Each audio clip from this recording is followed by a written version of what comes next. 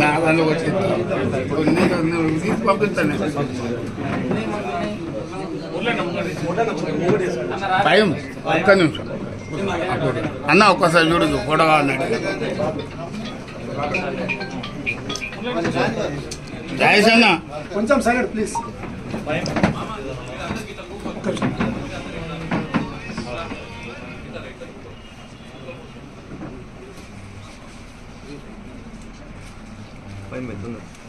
జై తెలంగాణ, జై తెలంగాణ, కల్వకుంట్ల విద్యాసాగర్ గారి నాయకత్వం, కల్వకుంట్ల విద్యాసాగర్ గారి నాయకత్వం, జై తెలంగాణ. ఓకే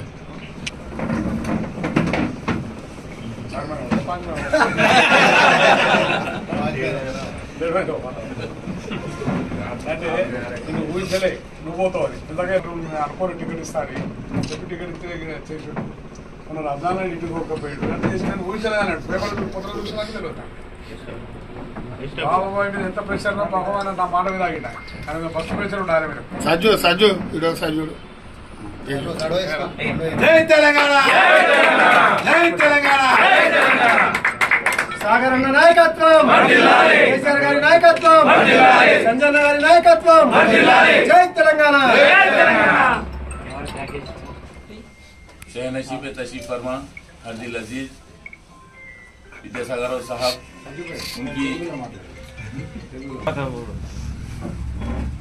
उनकी क़यादत के अंदर हम 4.5 साल का जो सफ़र तय करे, 10 साल का जो करे, बिल्कुल उन्हीं के साथ में रहने का था। थोड़े कामों की वजह से हम लोग क्या बोले ठीक काम हो जाता बोल के जाना पड़ा 1.5 महीने तक, फिर भी हमको कुछ समझ में नहीं आया, फिर वापिस आ गए।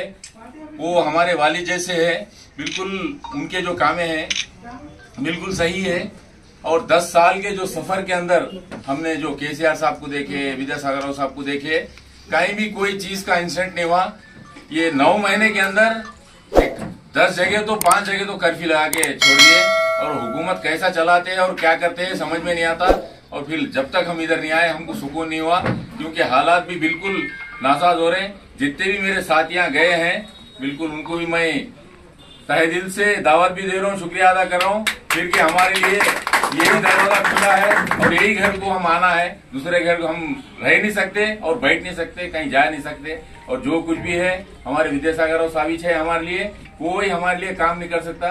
कुरुटले के अंदर जितने भी डेवलपिंग कराए उनके सिवा कोई नहीं करा सकता, और उनके साथ उनके फर्जन जो इस वक्त काम कर रहे हैं उन्होंने करा सकते हैं, उससे सिवा कोई भी नहीं करा सकता। क्योंकि ये जो है ना बिल्कुल इन पब्लिक के अंदर घुस के काम करने वाले हैं, ये दूसरे किसी से भी कुछ भी नहीं होता, उनके सिवा कुछ भी नहीं होता।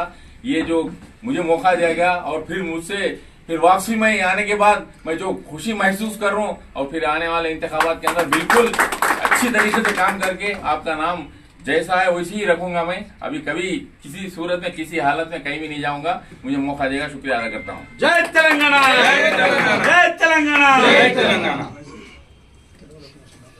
వచ్చినా కూడా మళ్ళీ కేసీఆర్ గారు వస్తారు. మేము అందరం కలిసి విద్యాసాగర్ రావు గారి హయాంలో కేసీఆర్ గారి నాయకత్వంలో సంజయ్ నాయకత్వంలో పనిచేస్తాం. మళ్ళీ ఒకసారి సజ్జుబాయికి వెల్కమ్ చెప్తున్నాం. ఇంకా ఒక 2-3 ఆల్రెడీ సార్ గారితో మాట్లాడారు. రేపు ఎల్లుండి మళ్ళీ ఒకసారి మీ అందరితో ఒక ప్రెస్ మీట్ ఉంటుంది, అతి త్వరలో ఉంటుంది. కాబట్టి ఈ ఒక చిన్న అవకాశం ఇచ్చినందుకు సార్ జై తెలంగాణ, జై తెలంగాణ. గణేష్ కోసం సజ్జుబాయి గణేష్ స్పెషల్ అది జైని కార్యక్రమానికి విచ్చేసిన గౌరవనీయులు పెద్దలు మన మాజీ శాసనసభ్యులు కల్వకుంట్ల విద్యాసాగర్ రావు గారికి, అలాగే పత్రికా సోదరులకు, ఎలక్ట్రానిక్ అండ్ ప్రింట్ మీడియా సోదరులకు, అలాగే మా యొక్క నాయకులకు, అలాగే కురుట్ల పట్టణ మరియు మండల ప్రజలందరికీ నా యొక్క నమస్కారాలు. ముఖ్యంగా మా యొక్క సజ్జు గారికి టీఆర్ఎస్ పార్టీ తరఫున స్వాగతం సుస్వాగతం తెలియజేస్తా ఉన్నాం. సజ్జు గారు మా దగ్గరికి వెళ్ళి పోయి దాదాపు 1.5-2 నెలల సమయం, ఇంకా 2 నెలలు కాలేదు, 1.5 అవుతున్నది అంతే. ఇది అంటే ఒకటి అర్థం చేసుకోవాలి. ఒకటే ఏంటి అంటే విద్యాసాగర్ రావు గారి దగ్గర దొరికేది ఏంటిది, బయట వాళ్ళ దగ్గర దొరకది ఏంటిది అనేది. విద్యాసాగర్ రావు గారు ఏ కార్యకర్తనైనా కానీ వాళ్ళ ఒక ఇంటి మనుషుల్లాగా, అంటే వారి మనసులాగా ఎవరినైనా కానీ ఏదో కార్యకర్త అనే ఒక కొంతమంది అయితే ఉన్నారో వాళ్ళందరినీ కూడా ఒక గన్న కొడుకులాగా చూసుకుంటా ఉన్నారు. మమ్మల్ని అందరినీ ఆ రకంగా చూసుకుంటూ ఉన్నారు కాబట్టి ఈ కొరుట్ల కాన్స్టిట్యున్సీలో 4 పర్యాలుగా తిరుగులేని నాయకుడిగా గెలవడం జరిగింది. అట్లా గెలిచిన నాయకుని దగ్గరికి వెళ్ళి పోయిన ప్రతి ఒక్క నాయకుడు కార్యకర్త కూడా ఇక్కడికి వెళ్ళిపోయినటువంటి ప్రతి ఒక్క నాయకుడు కూడా మదన పడతా ఉన్నారు. ఎక్కడ కలిసినా కూడా మదన పడతా ఉన్నారు. అయ్యో మేము సాగరాన్ని వదిలిపెట్టి వస్తే అంత మంచి నాయకుడిని మేము వదిలిపెట్టి పోతిమి అని చెప్పేసి మదన పడతా ఉన్నారు. ఎక్కడికక్కడ బాధపడతా ఉన్నారు.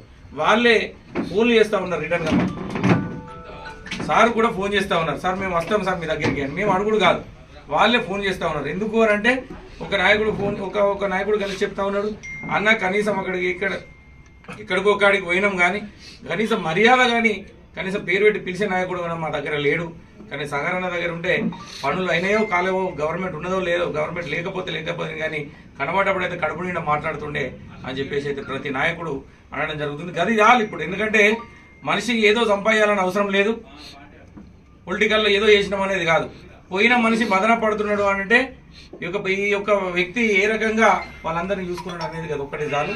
పోయిన నాయకులు కూడా ఒకటే చెప్తా ఉన్నాం, ఎవరైనా కూడా ఏ ఇబ్బంది జరిగినా కానీ మా నాయకుడు మీ అందరినీ కూడా కడుపులో పెట్టి చూసుకునే నాయకుడు ఉన్నాడు. కాబట్టి మీ ఇప్పుడు మా స్పైన్ గారు చెప్పినట్టు అందరూ టచ్లోకి వచ్చిర్రు. వాళ్ళందరూ కూడా త్వరలో మీ అందరికి మళ్ళీ ప్రెస్ మీట్ పెడతాం. వాళ్ళందరినీ కూడా మా కార్యకర్తలు ఇక్కడ ఉన్నటువంటి కార్యకర్తలందరితో మాట్లాడి ఎవరు తీసుకుంటూ ఎవరు తీసుకుపోవడం అనేది కూడా మాట్లాడతాం. ఇకపోతే ఈ యొక్క 9-10 నెలలనే మీరు చూస్తూ ఉన్నారు. ఎక్కడికి పోయినా కానీ గవర్నమెంట్ మీద ఎక్కడైనా కానీ నాకు దాదాపు అంటే నాకు ఇప్పుడు 46 సంవత్సరాలు ఉన్నాయి. అయినా నేను 21 సంవత్సరాలకు రాజకీయంలోకి వచ్చిన, 25 ఏళ్ల నుంచి రాజకీయంలో ఉంటున్నా. ఇట్లాంటి సీఎంను మాత్రం ఎక్కడ చూడలే. ఇంత తొందరగా ఒక 10 సంవత్సరాలలో గవర్నమెంట్ మీద 10 నెలల్లో గవర్నమెంట్ మీద వ్యతిరేకత వచ్చుడు అని అంటే ఈ యొక్క రేవంత్ రెడ్డి గారికే దక్కింది.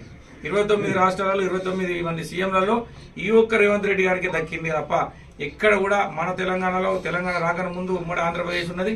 ఎంతో మంది ఇక్కడ సీఎం గా పనిచేసిన వాళ్ళు ఉన్నారు. కానీ ఈ 10 నెలల్లో ఈ రకమైనటువంటి వ్యతిరేకత మీరు ఎక్కడైనా చూడండి, పేపర్లో చూడండి, సెల్ ఫోన్లో చూడండి. మా కార్యకర్తలు కాదు, మా బీఆర్ఎస్ నాయకులు కాదు, సామాన్య ప్రజలు మాట్లాడుకునే పరిస్థితికి వచ్చింది.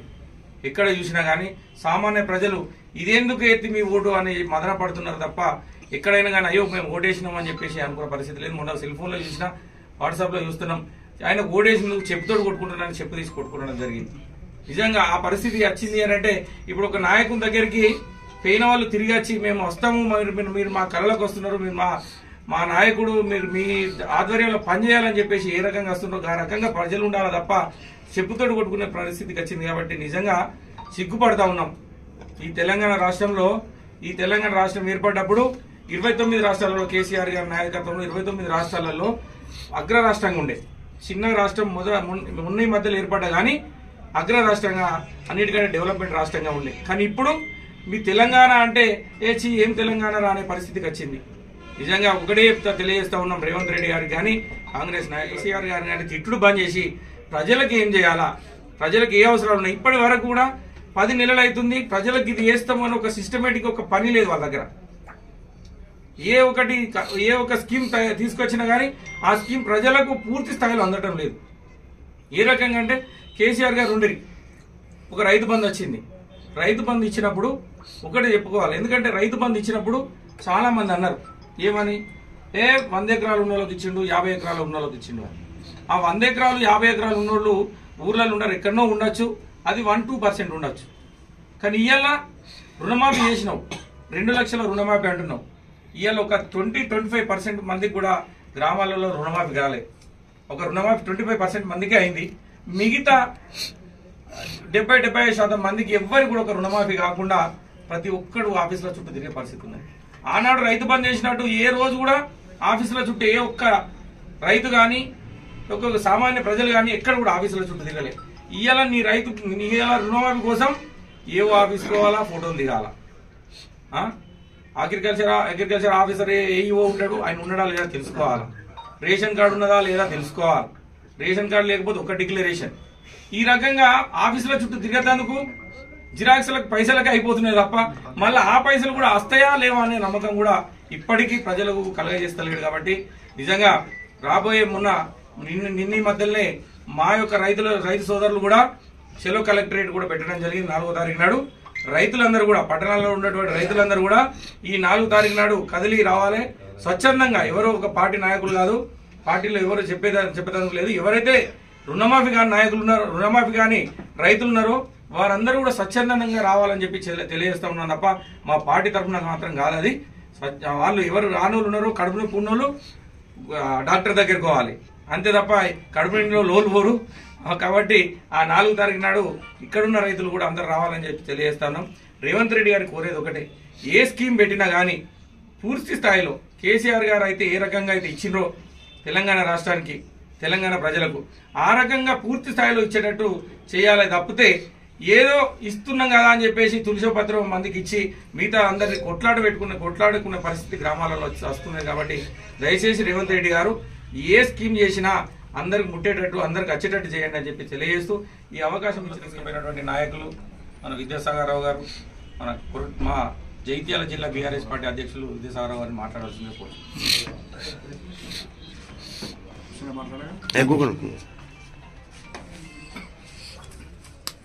ప్రెస్ మిత్రులకు, ఎలక్ట్రానిక్ మీడియా మిత్రులకు ప్రతి ఒక్కరికి నా యొక్క నమస్కారం. ఈరోజే నాకు చాలా ప్రియమైన మనిషి అయినా ప్రియం ఉండే దాదాపు కొట్ల నియోజకవర్గం ఏర్పడి 15 సంవత్సరాల నుంచి కూడా నాకు అందుబాటులో ఉండి మొన్ననే కౌన్సిలర్గా కూడా మనం గెలిపించుకోవడం జరిగింది. ఏదో తనకు చిన్న పొరపాటుతో పోయినని ఫీల్ అవుతుండే ఆయన, నాకు చెప్పడానికి కూడా ఫీల్ అయ్యాడు.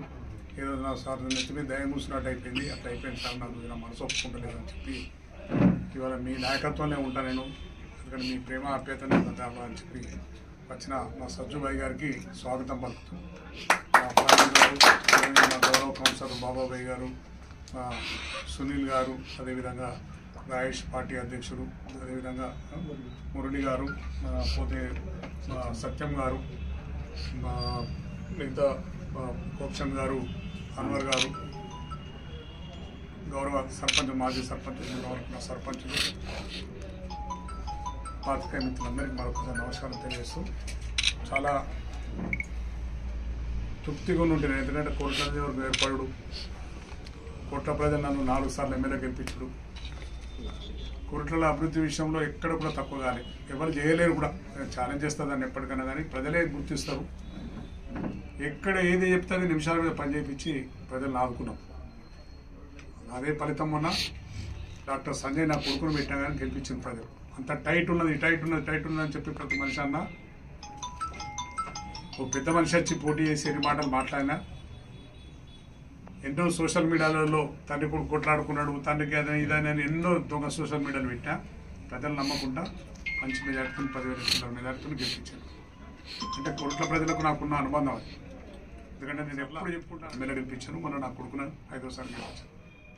చాలా కొడుకు కొత్తోడైపోయిన మా వాళ్ళంతా నాయకులు పోయి భయపడ్డారు, సార్ మీరు ఉన్నప్పుడు మంచుకున్నారు ఎందుకంటే నాకంటే 2 అంతలు అయిపోయి. నేను రోజు వాట్సాప్లో చూసి ఎంత ఆనందపడుతున్నా కదా అంటే నిజంగా అంటే నేను గర్విస్తున్నా.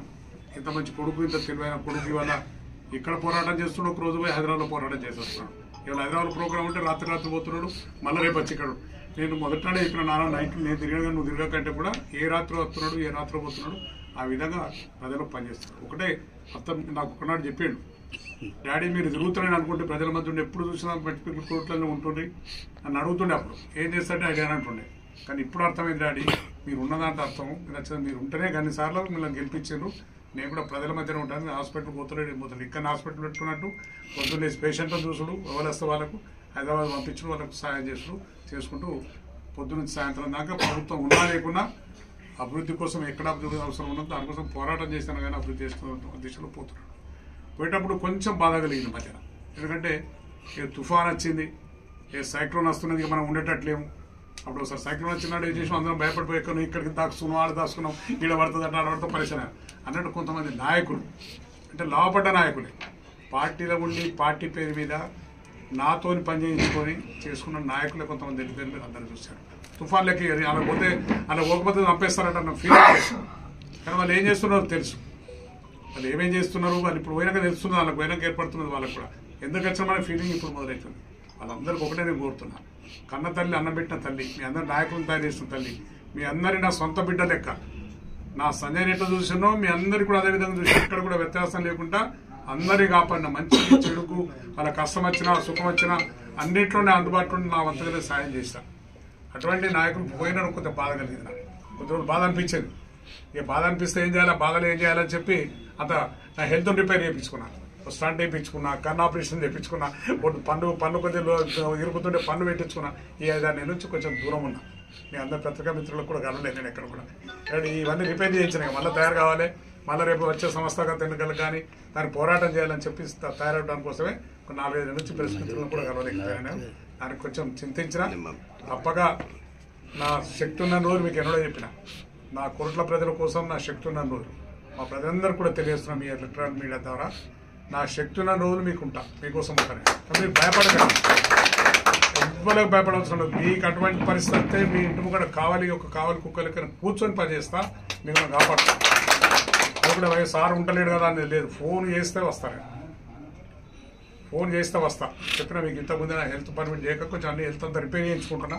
అన్ని 90% అయిపోయినాయి. ఇంకొక 10% ఒక కన్ను ఉన్నది. ఒకటి దసరా తర్వాత అది చేయించుకుంటా అంటే కన్ను చూపు మంచుకుంటుంది, మంచిగా కడుపు నిండా తినచ్చు, పనులు మంచిగా అవుతాయి.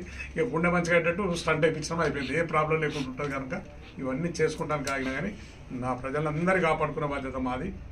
నేను నా కొడుకు కానీ ఎమ్మెల్యేగా ఆయన కర్తవ్యం ఆయన నెరవేరుస్తాడు. పార్టీ అధ్యక్షునిగా నా కర్తవ్యం నేను చేస్తా, పార్టీని కాపాడుకుంటా. మహిళలందరూ కూడా చెప్తున్నా, ఆలోచించుకోండి. నాతో అన్యాయం అయితే రాకండి, నేను మీకు తప్పు చేస్తే రాకండి, నేను లాభం చేయకపోతే రాకండి. లాభపడి నచ్చిన మీరు అందరు మీ అభివృద్ధిలోనే ఎక్కడ ఏ వాళ్ళు అడుగుతా కౌన్సిలర్కు ఇది కావాలి సార్ అంటే వెనక ముందుగా ప్రతి ఒక్కరికి పెట్టించిన వాట్స్ ఎవరు అడుగుతా వాళ్ళు పెట్టించారు. సార్ మాకు ఇక్కడ ఉన్నది సార్ అని చెప్తే పెట్టించిన. ఇప్పుడు న్యాయంగా ఉన్నారు, ఇప్పుడు ఉన్నోళ్ళు న్యాయవంతులు. అలాగే పన్నెండు ఉన్నోళ్ళు వాళ్ళ మీద ఇండిపెండెంట్గా వచ్చి ఆయన ఎటన పోవచ్చు. సార్ నీ పార్టీ టికెట్ మీద గెలలేదని పోవచ్చు.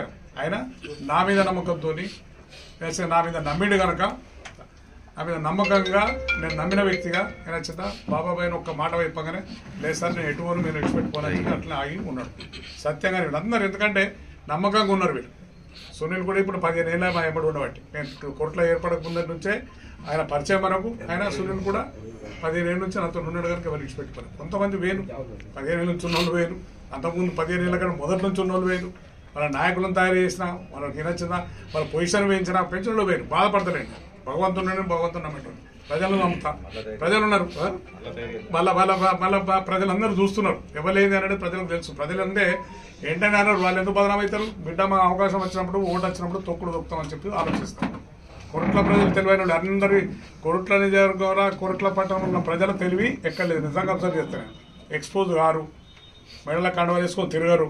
ఓట్లప్పుడు ఆలోచిస్తారు, ఓట్లప్పుడు బరాబర్ ఓట్లేస్తారు. ఎవడు మంచోడు ఎవడు చెడ్డోడు అని చెప్పి ఆ తెలివి కొరట్ల టౌన్ ప్రజలకు ఉన్నది.